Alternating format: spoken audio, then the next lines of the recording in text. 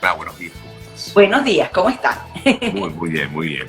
Mira, Gaby, yo comentaba temprano acerca de este buque iraní que tiene muy preocupado el gobierno de Estados Unidos, un buque iraní que en teoría iría hasta Venezuela. ¿Qué información tienes al respecto?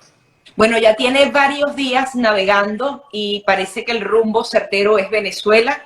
No, no habría otro destino porque no hay un mayor socio económico y militar de Irán en este momento como lo es Venezuela. Y se habla de estas lanchas rápidas.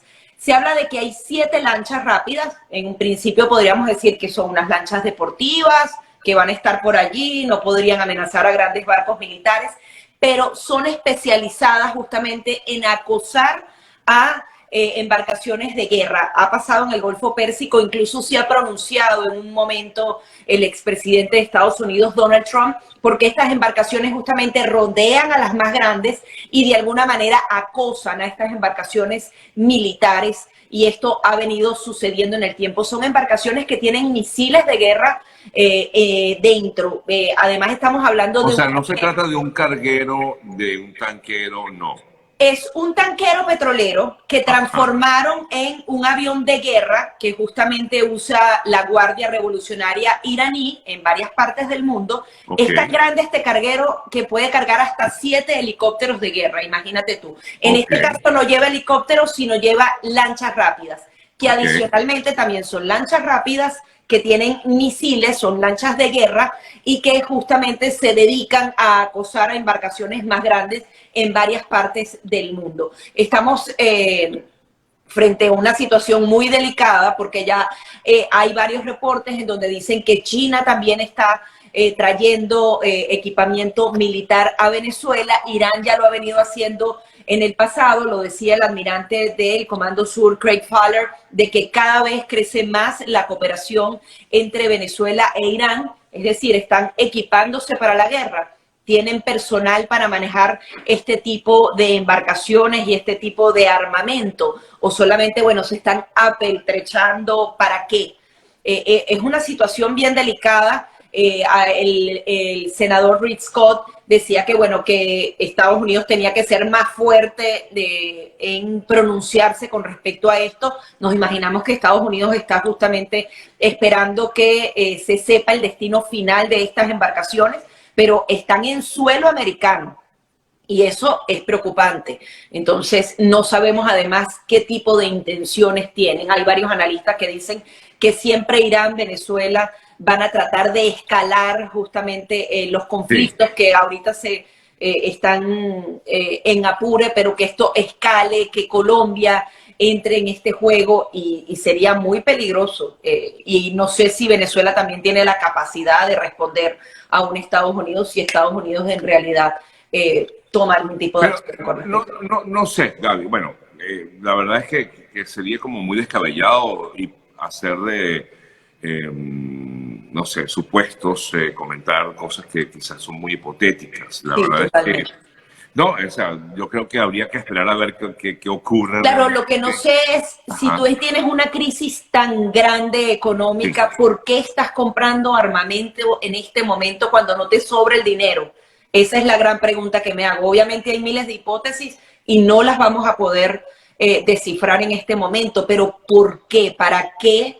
O sea, tú estás en tu casa, estás pasando necesidad, no tienes seguro médico y adicionalmente vas a poner una cantidad de armas alrededor de tu casa. ¿Con qué intención? ¿Para qué? ¿De qué te estás protegiendo o a quién vas a atacar? Esas son preguntas fundamentales que nos tenemos que hacer y estar muy vigilantes.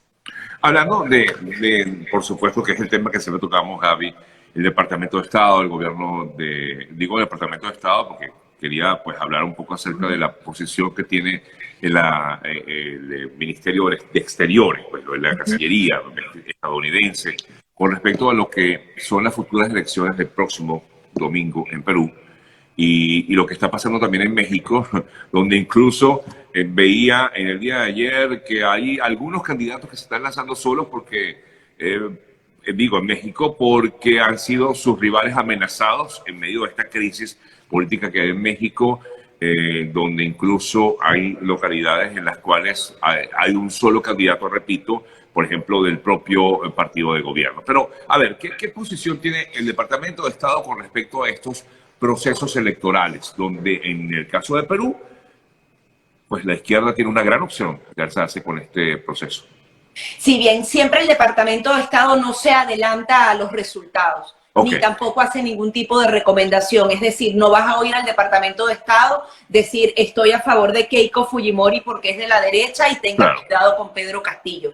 Jamás lo hacen porque, bueno, tiene que haber un respeto a la diplomacia. Ellos justamente reaccionan a partir de que comienzan a cometerse las violaciones, la censura, porque no lo pueden hacer antes, porque bueno, hay un tema político interna y adicionalmente no han hecho nada como para que Estados Unidos los critique. Obviamente la región tiene que estar muy alerta porque sigue pasando la crisis democrática tan grave que tenemos en Latinoamérica, Sergio. Estamos viendo a dos candidatos en Perú que no se merece el pueblo peruano, porque no se trata de derecha e izquierda y obviamente a la vez se trata todo de este tema. Pero estamos viendo a una candidata que tiene muchas manchas en su historial de corrupción. Estamos hablando de Pedro Castillo, que es un candidato que no está preparado para ser presidente de una nación. Y no es por despreciarlo ni nada, sino que es un hombre que no tiene la instrucción necesaria, que no tiene las habilidades necesarias para llevar a una nación que ha tenido en los últimos años una cantidad increíble de presidentes, que tiene una crisis institucional tan grave y que sencillamente se centra en ese discurso que es muy fácil de manejar de izquierda, de que yo le voy a dar todo al pueblo, que voy a hacer una gran reforma en contra del capitalismo, y eso lo compra el pueblo y eso al final lo que trae es un deterioro económico muy importante. Y los peruanos tienen que entender que si escogen esa opción, obviamente las acciones que van a tomar van a ser parecidas a Cuba, a Venezuela y a Nicaragua. Son un grupo consolidado y eso es muy grave. Y en el caso de López Obrador, no estamos hablando de unas elecciones presidenciales, pero son fundamentales porque van a escoger a la Cámara de Diputados de ese país. Son más de 20.000 cargos que están en juego acá y estamos hablando de 20.000 cargos locales en donde han habido asesinatos. Eso es muy grave, Sergio. Para ellos ya es normal de alguna manera que haya esa violencia política, pero aquí eres un alcalde, un funcionario local y van y te matan, lo que estabas diciendo tú. Y adicionalmente, para el grupo Morena, justamente el partido político de gobierno, el presidente, es fundamental ganar la Cámara de Diputados porque ellos pretenden hacer una reforma constitucional en el país. Se habla de que tiene que ver con una reforma en el sistema eléctrico. Ellos quieren eliminar el Consejo Nacional Electoral de ellos. Y incluso hay personas que dicen que él va a ir más allá, va a tratar de cambiar el periodo presidencial para mantenerse más tiempo en el poder. Si lograra eso con una mayoría calificada, donde no necesite hacer lobby político y negociar con otras agrupaciones, su revolución avanzaría mucho más.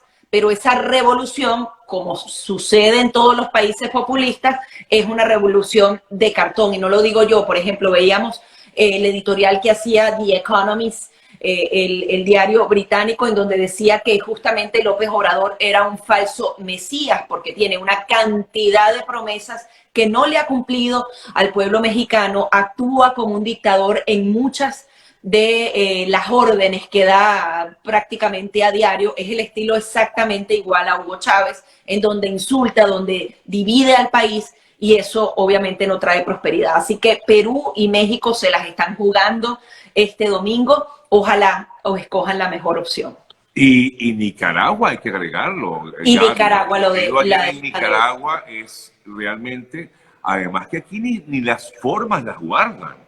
Para nada. O sea, la candidata más poderosa, que adicionalmente Violeta Chamorro, su madre... Perdón que te interrumpa. La más poderosa, pero todavía ni siquiera era candidata. O sea, que ni siquiera la candidata, totalmente, totalmente. Es como en los sondeos informales, es una persona, porque Violeta Chamorro, su madre, es una figura fundamental, su padre también. justamente peleó con la dictadura de Somoza. Bueno, Adicionalmente, lograron traer democracia por varios años a Nicaragua. Luego, bueno, se tomaron malas decisiones escogiendo a algunos caudillos y otros presidentes, pero ellos lograron salir de dictaduras. Y obviamente los padres de esta candidata son figuras fundamentales y Nicaragua obviamente lo toma como un precedente importante. Y aquí no se guardan las formas, como tú dices, no es que no solamente la inhabilitan políticamente, pero ahora le allanan la casa y le tiran arresto domiciliario por una supuesta fundación de la que ella se retiró hace más de un año. Estamos hablando de dictaduras en donde ningún opositor puede jugar con las mismas condiciones con este tipo de regímenes que tienen el control absoluto. Ellos tienen tomado el poder judicial y por tanto pueden mañana meter preso a este o a este para que el que se enfrente conmigo es el más débil y bueno, y que Daniel Ortega continúe en el poder. Sí, la historia de Cristiana Chamorro es muy particular, como tú bien comentabas, hija de Violeta Vargas de Chamorro, que fue presidenta de ese país, una figura, y de su padre, hija también de Pedro Chamorro, Bueno, que fue Chamorro, director, sí, Pedro Chamorro, que fue director de un periódico que fue asesinado, etcétera. Pero, a ver, desde hace tiempo yo vengo haciéndole seguimiento a lo que sucede en Nicaragua, y yo siempre digo que lo que ocurre en Nicaragua es un libreto repetido a lo que ha pasado en Venezuela, y es impresionante. Incluso lo que fueron las protestas de hace unos años en este país eran prácticamente similares a lo que ocurrió en Venezuela en 2017. Y lo que ha ocurrido recientemente es prácticamente inhabilitar a todos los partidos políticos para que quede solamente un candidato que sea el mismo, el actual mandatario, pues. Sí, o queda otro que puede estar cuadrado con el mandatario, o uno que es muy Por eso, débil, una que falsa es lo que oposición, nos va a pasar en por eso nuestras digo, elecciones. insisto, es un libreto repetido. Es increíble lo que pasa en Nicaragua, increíble. Bueno, Porque actúan pero lo que unidos, quería... Sergio. ¿Ah? Cuando entendamos que todos ellos actúan unidos, las cosas van a ser distintas, vamos a tener otro tipo de estrategias.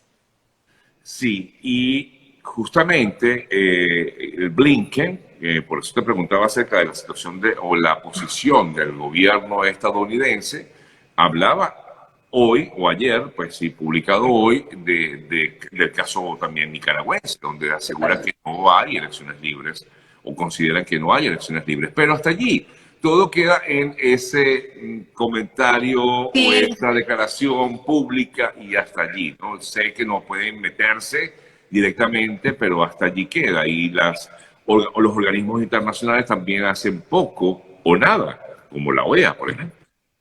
sí, porque al final se pueden limitar a dar pronunciamientos. La Organización de Estados Americanos tiene la Carta Democrática y con un caso tan emblemático como Venezuela no ha alcanzado la mayoría de votos, porque es así, porque las islas del Caribe nunca se van a meter con ningún país, porque siempre se están beneficiando del comercio y del intercambio. Es muy complicado el tema diplomático, Sergio, y ya no es efectivo. Así como para la Segunda Guerra Mundial se crearon tantos organismos que cambiaron al mundo, que defendieron los derechos humanos, que lograron justicia internacional. En el presente tiene que haber una reforma, no sé cuál es, porque obviamente no soy una experta en derecho internacional, pero tiene que existir porque no hay responsabilidades, no hay justicia expedita, todo se limita a pronunciamientos y se queda allí. Y adicionalmente la diplomacia de alguna manera se ha debilitado porque veíamos a mandatarios que a veces tomaban decisiones muy duras en el pasado. Ahora todos los mandatarios se cuidan de una manera demasiado profunda, por así decirlo, mientras estos grupos dictatoriales van con todo, no les importa, son caraduras que avanzan sin ningún tipo de problema. Entonces, es una lucha desigual que no sé cómo se puede resolver, pero es muy complicado. O sea, la mayoría en Naciones Unidas es aplastante y eso lo tenemos que ver así. O sea, la derecha es aplastada en Naciones Unidas de una manera increíble. Entonces, qué herramientas tienen los ciudadanos que creen en estas tendencias, que además están probadas, que traen más prosperidad a los pueblos, frente a estos regímenes que lo que hacen es coartar todas las libertades de los ciudadanos. Es muy complejo, de verdad. Sí, y si hablamos del caso Venezuela, bueno, mejor ni hablar, no sé.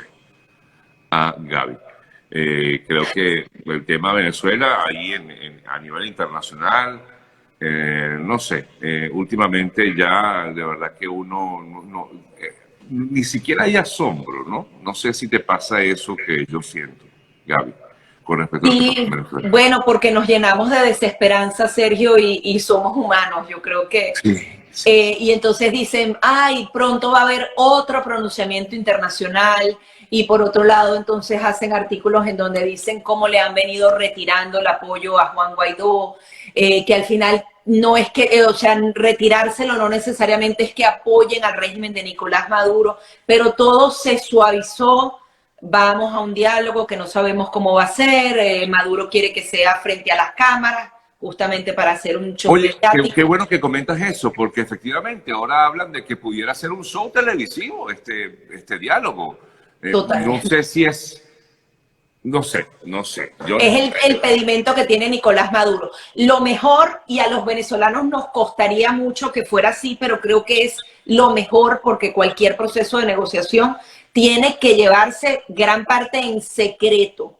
Porque cuando tú y pones... Noruega siempre ha sido como muy exigente en eso, ¿no? En que tiene que ser todo calladito, hacerlo todo para que no... Claro, porque no es lo mismo poner la carta sobre tu contrincante en secreto y en donde se logra un acuerdo a que pongas la carta frente a la opinión pública y tu contrincante, porque siempre vas a tener esa presión del qué dirán. Y el qué dirán lo puedes usar a tu favor o después se te puede volver en contra, y todo eso contamina lo que es el proceso de negociación. Claro, los venezolanos dicen, no queremos nada en secreto porque no queremos que haya convivencia, que se pongan de acuerdo y Claro. que todos entonces estén ahí en el poder compartiéndose cada uno un poquito del espacio, cuando realmente no hay democracia en el país. Y entonces, y los venezolanos tienen todo el derecho también a exigirlo, es decir, oye, no me des una negociación en donde realmente van a convivir algunos de arriba, pero realmente no hay un efecto real para los venezolanos. Entonces, es muy complejo. Ojalá que no se lleve frente a las cámaras. Hay quienes dicen que hay negociaciones directas actualmente entre el régimen de Nicolás Maduro y varios gobiernos, que esas conversaciones ya tienen bastante tiempo, que hay otros actores de la sociedad civil, que hay personas que tienen relación directa con Juan Guaidó, que hay varias mesas, hay expresidentes que se han involucrado, no sé si exactamente ahora, pero han hecho sondeos importantes con venezolanos en el extranjero para que se logren esas conversaciones a un alto nivel con personas relacionadas al Premio Nobel de la Paz. Todas estas cosas se han venido configurando, no sé si siguen avanzando. Ese tipo de negociaciones son más efectivas, que se logre, no sé, algo a través del Consejo de Seguridad de Naciones Unidas, que las que pueden hacerse, como dicen en México, se van a Cancún, se reúnen, los medios de comunicación van para allá, habla Jorge Rodríguez por un lado, habla el otro. Ese escenario ya lo hemos visto bastante, Sergio, y yo creo que no es el más efectivo y es el que quiere Maduro. Entonces, siempre lo que quiere Maduro, creo que hay que buscar la otra vía. No es lo más conveniente, justamente. Bueno, Gaby, debo despedirme. Gracias Gracias. por conectarte como todos los jueves, por estas Gracias. perspectivas. Hoy no muy alentadoras, pero nunca Bueno, pero la podemos semana, bueno, no, la semana pasada tuvimos esperanza porque siguen que el impuesto chino puede afectar al régimen de Nicolás Maduro el 12 de junio. De eso hay que estar muy pendiente. A ver si dejan de vender gracias, 350.000 barriles. Bueno, un beso grande y Gracias. seguimos en contacto. Gracias a nuestra colega Gaby Peroso con las perspectivas del día de hoy. Beso grande y ya venimos con más. Nos vemos.